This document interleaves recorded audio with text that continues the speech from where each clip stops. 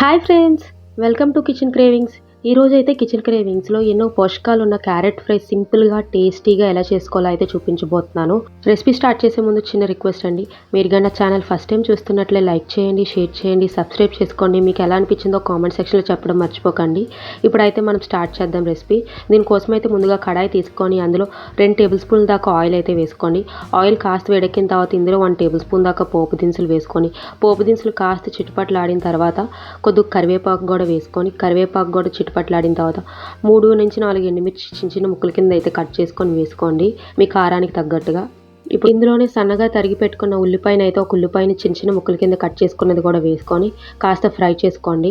ఉల్లిపాయ కొద్దిగా golden brown వస్తున్నప్పుడు చేసి ఇందులోనే 1 to 2 టేబుల్ స్పూన్స్ దాకా పల్లీలు అయితే వేసుకోండి. పల్లీలు వేసుకోవడం వల్ల టేస్ట్ అయితే మరింత బాగుంటుంది, అలాగే ప్రోటీన్ కూడా చాలా ఎక్కువగా అయితే అందుతుంది.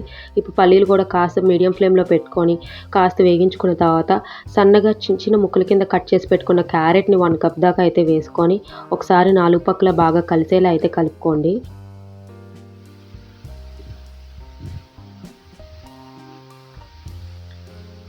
క్యారెట్ని బాగా కలుపుకున్న తర్వాత ఒకసారి అయితే స్టవ్ మీడియం ఫ్లేమ్లో పెట్టుకొని ఇప్పుడు మనం సన్నగా తరిగి పెట్టుకున్న పొటాటోని కూడా అయితే వేసుకోండి.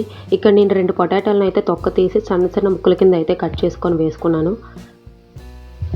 పొటాటో క్యారెట్ మగ్గడానికి ఇందులోనే 1 టేబుల్ స్పూన్ దాకా ఉప్పు కూడా వేసుకొని ఇప్పుడు ఉప్పు పొటాటో క్యారెట్ బాగా కలిసేలా ఒకసారి 2 పక్కల బాగా కలిసేలా కలుపుకొని ఒక 2 నిమిషాల పాటు క్యారెట్ పొటాటో బాగా కలిసేలా కలుపుకున్న తర్వాత ఇప్పుడు 5 నుంచి 15 నిమిషాల పాటు స్టవ్ మీడియం ఫ్లేమ్లో పెట్టుకొని మూత పెట్టి మగ్గించుకుంటే మనకి పొటాటో క్యారెట్ అనేది కాస్త ఉడుకుతూ ఉంటుంది. ఇలా మధ్య మధ్యలో మూత తీసి అయితే కలుపుకుంటూ ఉండాలి, లేదంటే అడుగు మాడిపోతూ ఉంటుంది. ఇలా ఒకసారి బాగా కలుపుకొని ఇప్పుడైతే మనం మిగతా మసాలాలన్నీ యాడ్ చేద్దాం. ఇప్పుడు ఇందులోకి 1 టేబుల్ స్పూన్ దాకా జింజర్ గార్లిక్ పేస్ట్ కూడా వేసుకొని, అలాగే 2 టేబుల్ స్పూన్ల దాకా కారం కూడా వేసుకోవాలి. ఇలా 2 టేబుల్ స్పూన్ దాకా కారం కూడా వేసుకున్న తర్వాత 1.5 టేబుల్ స్పూన్ దాకా గరం మసాలా కూడా వేసుకొని ఇప్పుడు 1 టేబుల్ స్పూన్ దాకా పసుపు కూడా వేసుకొని ఒకసారి 4 బాగా కలిసేలా అయితే మొత్తం కూర అంతా కలుపుకోవాలి.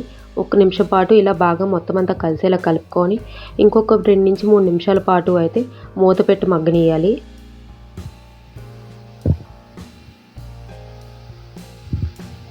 ఇలా మూత పెట్టి మగ్గనిచ్చుకున్న తర్వాత మూత ఓపెన్ చేసి మనం పొటాటో క్యారెట్ని ఒకసారి చెక్ చేసుకుంటే అవి మెత్తగా కుక్ అయ్యి అయితే ఉంటాయి. ఇలా మెత్తగా కుక్ అయిన తర్వాత ఇప్పుడైతే స్టవ్ మీడియం ఫ్లేమ్లో పెట్టుకొని పైన ఫ్రెష్గా కట్ చేసి పెట్టుకున్న కొత్తిమీర కూడా వేసుకొని మూత పెట్టి ఇంకొక నిమిషం పాటు మగ్గించుకుంటే ఎంతో ఈజీ అండ్ క్విక్గా చేసుకునే క్యారెట్ ఫ్రై అయితే రెడీ అవుతుంది. ఈ రెసిపీ డ్రైగా ఉంటుంది కాబట్టి చపాతీతోనైనా రైస్తో అయినా దేంతో అయినా సరే చాలా పర్ఫెక్ట్గా అయితే ఉంటుంది. ఈ రెసిపీ కానీ మీకు నచ్చితే లైక్ చేయండి, షేర్ చేయండి, సబ్స్క్రైబ్ చేసుకోండి. అలాగే మీకు ఈ రెసిపీ ఎలా అనిపించిందో కామెంట్ సెక్షన్లో చెప్పడం అస్సలు మర్చిపోకండి.